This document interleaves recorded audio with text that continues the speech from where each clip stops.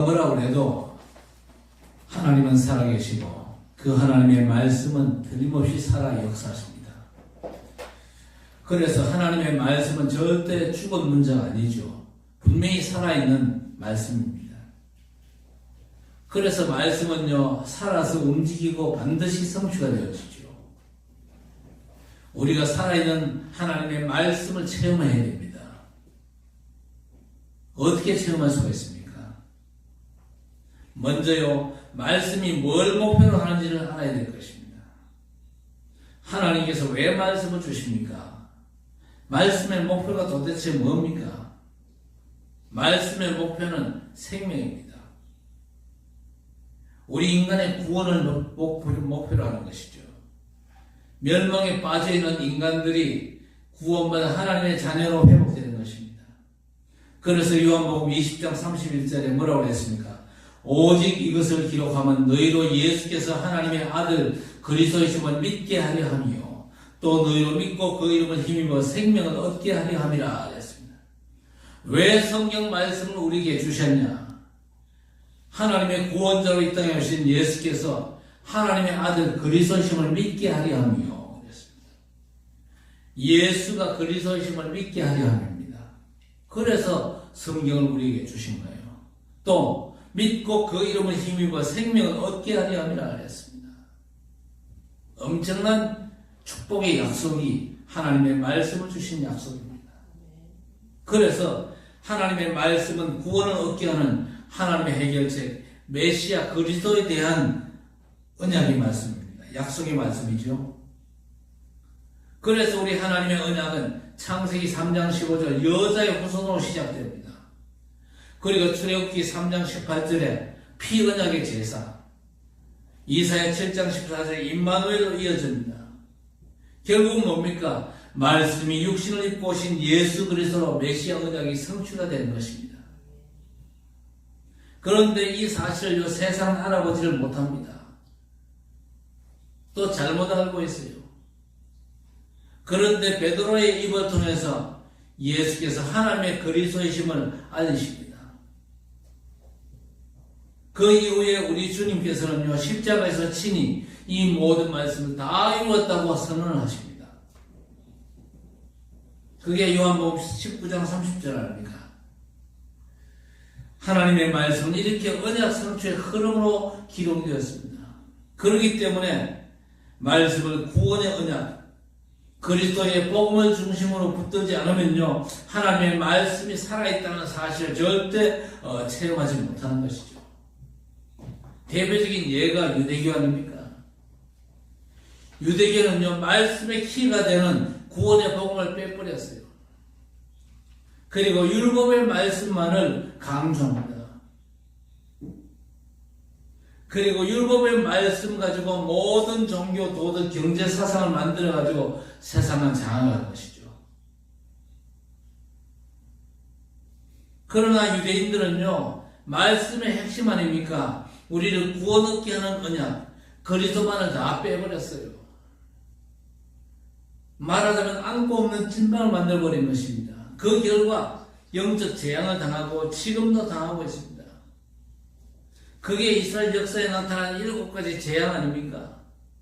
그리고 지금도 현대사에서 그대로 나타나고 있는 비극의 역사가 바로 그것입니다. 인간의 머리에서 나온 모든 종교가 다 안타깝게도 유대교의 길을 쫓고 있습니다. 말씀에서 구원의 길만 빼버렸어. 껍데기 말씀만을 강조해가지고 인간의 영혼을 노략질하고 있는 것입니다. 그러나 하나님의 분명한 말씀을 통해서 하나님의 언약의 그리스도를 붙잡은 자는요, 어느 시대 어떤 환경 무슨 일이 벌어져도 반드시 살아있는 하나님의 말씀을 응답으로 받아 누리게 되는 것입니다. 그래서 히브리서 4장 12절 뭐라고 그랬습니까? 하나님의 말씀은 살아있고 활력이 있어 좌우의 날선 어떤 검보다 예리하여 혼과 영과 및 관절과 골수를 찔러 쪼개기까지 하며 또 마음의 생각과 뜻을 판단하라니 그랬습니다. 그리고 살아있는 하나님의 말씀을 체험한 증인들의 기록을요, 히브리서 11장이 증언하고 있지 않습니까? 지금도 살아있는 하나님의 말씀은요, 믿는 자 가운데서 역사하고 있습니다. 교회 다니는 자 가운데서 역사하는 게 아니고 믿는 자 가운데 역사한다니까요. 우리 하나님께서는요, 때가 되니까 저 이방의 왕 고레스의 마음을 감동해가지고 그 언약을 친히 이루십니다. 그래서 바벨론의 포로가 된 70년 만에 다시 고국으로 돌아오지 않습니까? 오늘 1절에 뭐라고 했습니까? 이는 하나님이 예레미야의 입을 통해 하신 말씀을 이루기 위함이라 그랬습니다. 먼저 하나님의 언약의 여정은 기어코 성취가 됩니다. 그래서 우리는 반드시 성취가 되는 하나님의 언약의 시간표 속에 있어야 될 것입니다. 바벨론에서 돌아오는 여정은요, 3차례에 걸쳐서 이루어졌습니다. 1차 귀환은요, 주전 537년입니다. 총독 스룹바벨이 주축이 됩니다. 그래서 돌아와서는요, 허물어진 예루살렘 성전을 건축하는 것이 저들의 주 사명이었습니다. 2차 귀환은요, 약 70년 후에 이루어졌습니다.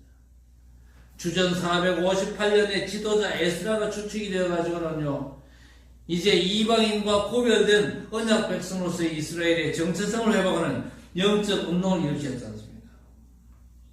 3차 귀환은요, 주전 444년에 돌아온 느헤미야를 중심으로 해서 예루살렘 성벽과 망대를 건축했습니다. 이것 통해서 유대인들의 생존권을 보장하고 정치적인 자주권을 확립합니다. 그래서 하나님의 백성으로서의 이스라엘이라고 하는 언약 회복을 마무리했죠. 우리 여호와 하나님께서는요, 70년의 포로 생활 후에 근 100년이라고 하는 짧지 않은 세월 동안에 3차례에 걸쳐가지고 남은 자들을 돌아오게 하셨습니다. 하나님과 이스라엘 백성들은요, 언약을 맺은 백성입니다. 그런데 그 맺은 바 언약은 이스라엘 백성들은 잊어버렸습니다. 그러나 하나님은 결코 잊지 않고 기억하시거든요. 아무리 긴 세월이 흘러도 하나님께서는 어느 한순간도 언약을 놓치지 않고 늘 품고 계십니다. 그리고 그 언약을 이루시기 위해서 반드시 찾아오시는 분입니다. 이스라엘 백성들이 저 애굽 땅에서 400년도 노예 생활할 때에 이스라엘 백성들은요, 하나님께서 우리를 잊어버렸다고 불평을 했습니다. 그러나 하나님께서는요, 저들의 조상인 아브라함과 이삭과 야곱과 맺은 언약을 기억하시고 그들을 돌아보셨거든요. 그리고 그 후손들이 바벨론 땅에 포로가 되어가지고 70년을 지내면서도 하나님은 그 이방 땅에서도 저들과 함께 하셨습니다. 시간표가 되자 이방 왕들의 마음을 감동해가지고 남은 자들이 돌아오게 하여 언약을 회복시키신 것입니다. 그것도 3차례에 걸쳐가지고 온갖 방해 속에서도 빠짐없이 그 뜻대로 언약을 다 성취하신 것입니다. 예루살렘 성전과 성벽과 망대를 세우게 하시고 또 백성들 하나님의 백성으로 회복시켜 주신 것입니다. 오늘 우리에게 언약을 성취시키는 하나님의 방법을 메시지로 말씀하시는데, 첫째 뭐냐? 하나님은 여전히 일하고 계신다는 사실입니다. 안식일에 병자를 고치신 우리 주님을 박해하는 유대인들에게 주께서 뭐라고 말씀하셨습니까? 요한복음 5장 17절에 내 아버지께서 이제까지 일하시니 나도 일한다, 그렇게 말씀하셨습니다. 그렇습니다. 절망 상태에 빠지면 사람들은요, 하나님이 도대체 어디 계시냐고 비아냥대합니다. 그러나 그런 속에서도 우리 하나님은요, 언약을 이루시기 위해서 쉬지 않고 일하고 계십니다. 그래서 남은 자는요, 보이는 현실 그 너머에 있는 보이지 않는 하나님의 일하심을 보고 인도를 받는 것입니다. 두 번째, 우리 하나님께서는요, 남은 자들의 원내스를 통해서 언약을 이루십니다. 하나님께서는 어느 시대나 언약을 이루는 한 팀을 부르시고 사용하시는 겁니다. 출애굽과 가나안 정복까지는요, 모세와 여호수아와 갈렙을 사용하셨습니다. 우상시대에는 엘리야와 엘리사 그리고 오바댜, 또 포로 귀환 시대에는요 스룹바벨과 에스라, 느헤미야를 시대를 걸쳐가지고 불러 쓰셨거든요. 그렇게 하나님은요 돌아온 남은 자를 통해서 기억하고 친히 주신 바 그 언약을 이루고 계시는 분입니다. 지금도 우리 하나님은 친히 주신 언약을 성취하시기 위해서 세상 역사를 주관하시면서 또 성삼위 하나님을 믿는 남은 자들 한 팀으로 불러서 일하고 계시는 것입니다. 하나님께서는 한 팀을 불러가지고 그들을 통해서 하나님의 뜻을 이루시기를 원하시는 겁니다. 그래서 이제 우리가 칠곡과 대구를 복음하기 위해서 캠프 팀의 응답을 제대로 받아야 됩니다.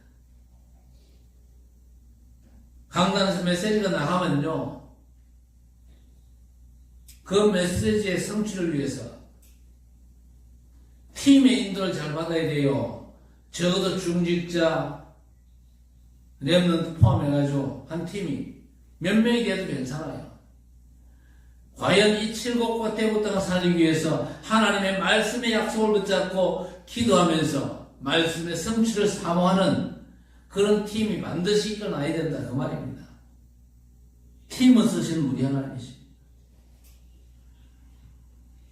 복음 언약이 결론 내린 전도자, 중직자, 렘넌트가 바로 그런 한 팀이죠. 하나님의 일하심에 쓰임받는 전도 제자들인 것입니다. 우리가 지금 이 속에 있는 줄 믿습니다. 교회 생활을 이렇게 한 팀으로 인도받을 때 언약을 친히 이루시는 하나님의 역사는요 우리 가운데 큰 증거를 나타내실 것입니다. 그래서 팀 구성에 인도를 우리가 제대로 받아야 됩니다. 캠프 팀이 일어나야 돼요. 적어도 우리 교회에서 한 몇 팀 정도는 일어나야 됩니다. 일어나가지고 매주간 모여가지고 함께 이 칠곡과 대구 땅 복음을 위해서 기도하면서 또 현장에 하나님께서 어떻게 문 여시고 인도하시고 사람을 붙이시는가 그 체험을 해야 된다 그 말입니다. 자, 그러면서 사명 감당하는 남은 자의 자세가 어떻습니까? 오늘 느헤미야를 통해서 확인할 수가 있죠. 느헤미야는 이제 돌아와서 성벽을 건축하고 망대를 다시 세우는 사명을 감당을 했습니다. 자, 그런데 이 일에 하나님 언약 회복의 길인지 알지 못하는 안팎의 세력들에 의해서 방해를 받거든요. 그 방해꾼들이 누굽니까?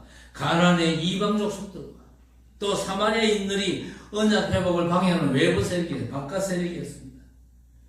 그리고 이스라엘 백성들 안에서는요 백성들의 궁핍을 외면하는 지도층의 탐욕이 원넷을 깨뜨리는 방해행위였습니다.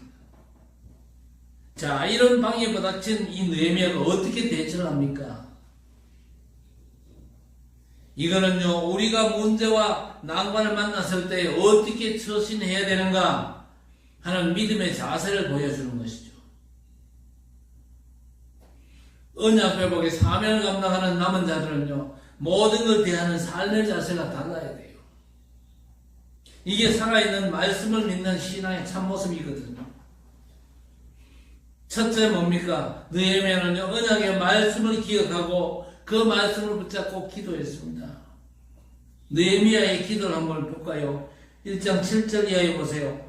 옛적에 주께서 주의 종 모세에게 명령하여 이르시되 만일 너희가 범죄하면 내가 너희를 여러 나라 가운데 흩을 것이요 만일 내게로 돌아와 내 계명을 지켜 행하면 너희 쫓긴 자가 하늘 끝에 있을지라도 내가 거기서부터 그들을 모아 내 이름을 두려고 택한 곳에 돌아오게 하리라 하신 말씀을 이제 청하건대 기억하옵소서. 그렇게 기도하지 않습니까? 느헤미야는 오늘 기도를 시작하면서 옛적에 주의 종 모세에게 명령하신 말씀을 이제 기억하옵소서. 그렇게 하나님 앞에 부르셨습니다. 하나님께서 모세에게 주신 말씀을 기억하고 그 말씀을 근거로 우리 하나님께 기도한 것입니다. 자, 그런데 하나님께서 모세에게 말씀하신 그 시간표와 오늘 그 말씀을 언약으로 붙잡고 기도하는 느헤미야의 시간표, 이 둘 사이의 시간 간격이 어떻게 될까요? 출애굽한 연대가 대략 주전 1440년경입니다. 그리고 느헤미야가 포로에서 돌아온 때가 주전 444년경 아닙니까? 이 둘 사이의 세월의 간격은요, 무려 1000년가량 됩니다. 그러니까 무려 1000년 전에 한 언약의 말씀을 지금 느헤미야가 기억하고 붙잡고 있는 겁니다. 기억하는 정도가 아니죠. 그걸 기도로 지금 구하고 있지 않습니까? 이렇게 느헤미야에게 하나님의 말씀은 살아있었어요. 우리 성도들에게 하나님의 말씀이 살아있어야 됩니다. 수천 년 전에 주신 말씀이지만 그 말씀을 하나님의 말씀으로 믿고 그 말씀을 붙잡고 그 말씀의 성취를 구하는 기도 속에 있어야 된다, 그 얘기입니다. 그래야 말씀이 살아 운동력이 있다, 말씀이 살아 성취가 된다는 사실을 우리가 누릴 수가 있는 것입니다. 자, 두 번째 뭡니까? 느헤미야는 사명 감당을 위해서 24올인 집중했습니다. 방해하는 세력들이 여러 모양으로 방해를 하는데 성벽 공사를 중단할 수가 없지 않습니까? 그래서 느헤미야는 특단의 조치를 내렸는데 그 조치가 뭡니까? 느헤미야 4장 15절 이하에 나와 있는데 수하의 사람들 둘로 나누었습니다. 절반은 일하게 하고 나머지 절반은요 무장하게 만들었어요. 그리고 건축하는 자와 지문하는 자들에게 한 손에는 병기를 잡고 허리에는 칼을 차고 한 손으로 일하게 했어요.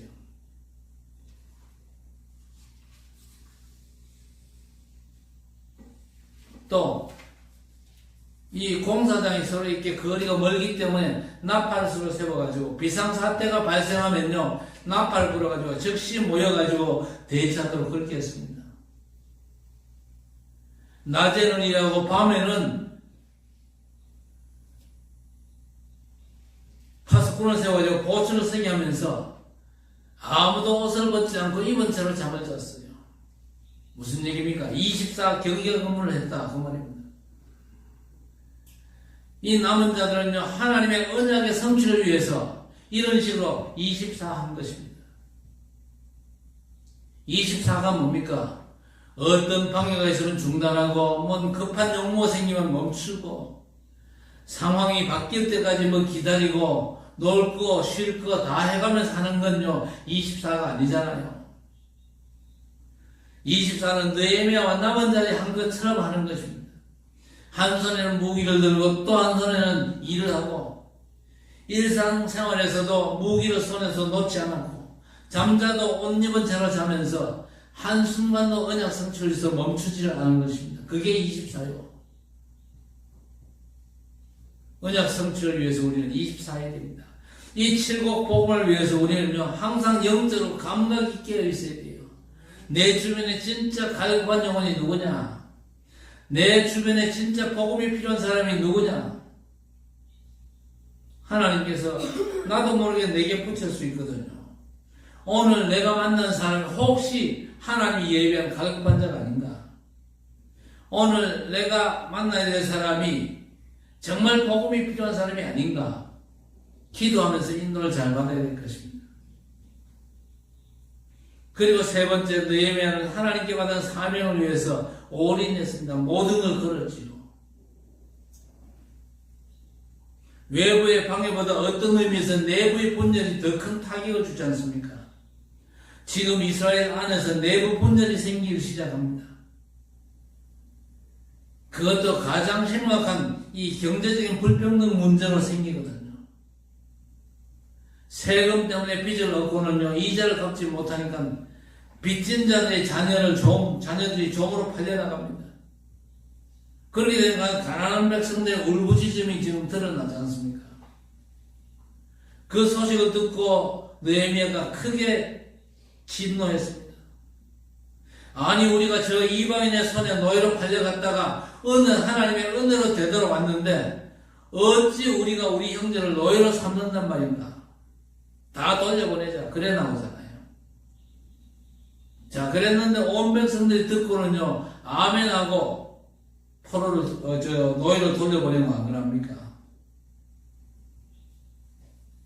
그러면서 느헤미야는요, 당연히 받아야 되는 총독의 월급을 12년 동안 받지를 않았어요.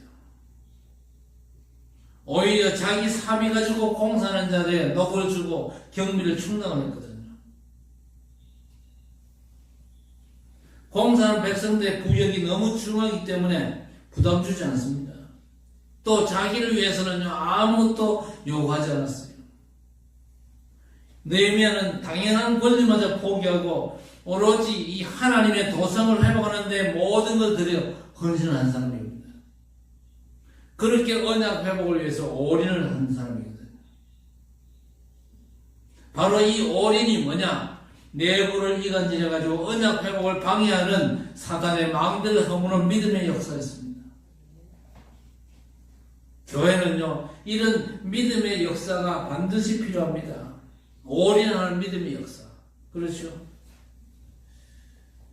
노예 캠프를 진행하면서, 예비 캠프를 진행하면서 이렇게 올인하는 그런 남은 자들이 회복되어지기를 바랍니다. 느헤미야는 언약의 말씀으로 기도하면서 24 올인으로 사명 감당했습니다. 자, 이렇게 하여 예루살렘 성벽과 망대를 건축하죠. 무너진 이스라엘을 하나님의 백성으로 다시 세웁니다. 그래서 모든 위치, 정치적으로 경제적인 위치까지 다 회복시키는 것입니다. 우리 하나님의 자녀들의 삶은요, 하나님의 절대 주권적인 섭리 가운데 있습니다. 하나님의 시간표 안에서 우리는요, 언약의 여정을 걷는 남은 자들입니다.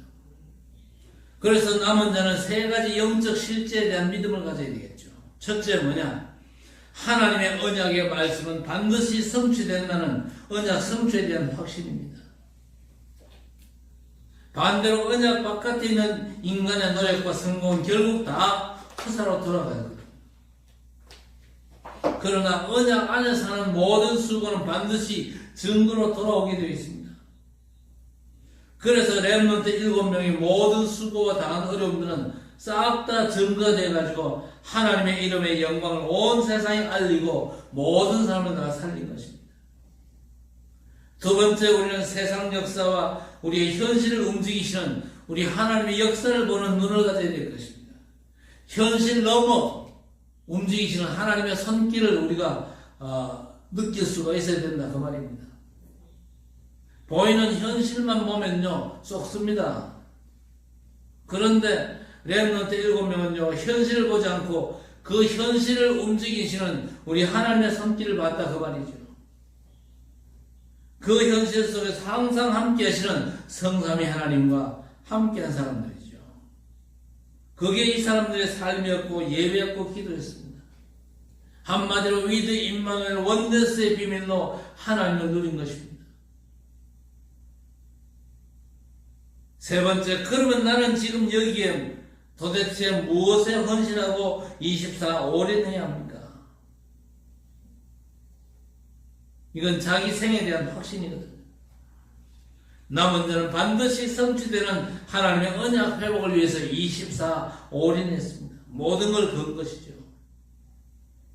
우리 교회에서 가진 언약 회복이 뭡니까? 하나님 나라를 위해서 그리스도 복음의 말씀과 24기도 그리고 현장에 망대를 세우는 전도입니다.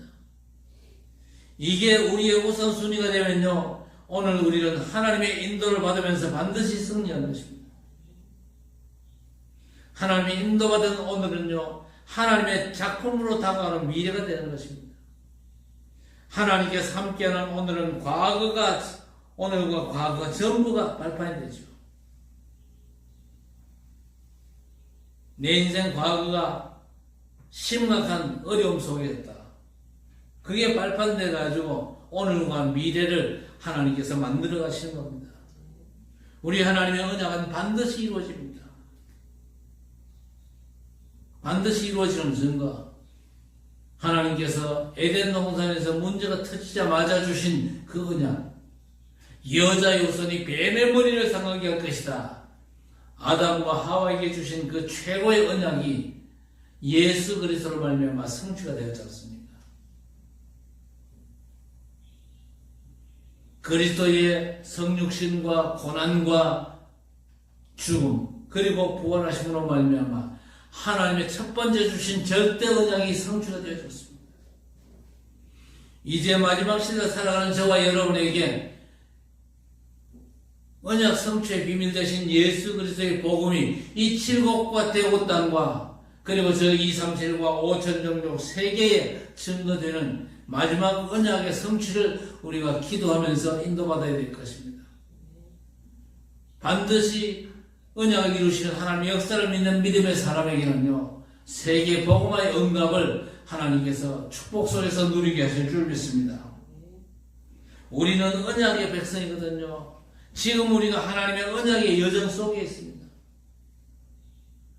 언약의 여정 속에서 모든 것을 하나님께서 하시는 눈으로 본다면 하나님의 말씀이 살아있음을 반드시 체험하게 되어 있습니다. 그래서 우리는 살아있는 하나님의 말씀, 오직 복음을 증거하는 남은 자로 살아가는 것입니다. 역사를 주관하시는 성삼위 하나님의 모든 것을 예수 그리스도 안에서, 그렇죠, 예수 그리스도 안입니다. 그 안에서 온전하고 굳건하고 강하며 경고케 하사 받아 누리고 이 칠곡과 대곳 땅과 237, 5천 종족 우리 후대에게 전달하는 언약의 여정을 걷는 축복이 우리 모두의 삶에 충만하게 되기를 주의 이름으로 간절히 축원합니다. 하나님, 반드시 성취될 하나님 언약에 대한 확신을 가지고 믿음으로 24 기도하는 묵상 주역의 예배자로 언약 성취의 여정을 가게 하옵소서. 세상 역사와 현실을 정확히 보는 눈을 갖게 하사 언약 회복에 24 올인하며 헌신케 하는 진정한 남은 자로 하나님의 뜻을 감당하며 세계 복음의 주역으로 승리케 하옵소서. 예수 그리스도의 이름으로 간절히 기도드리옵나이다. 아멘.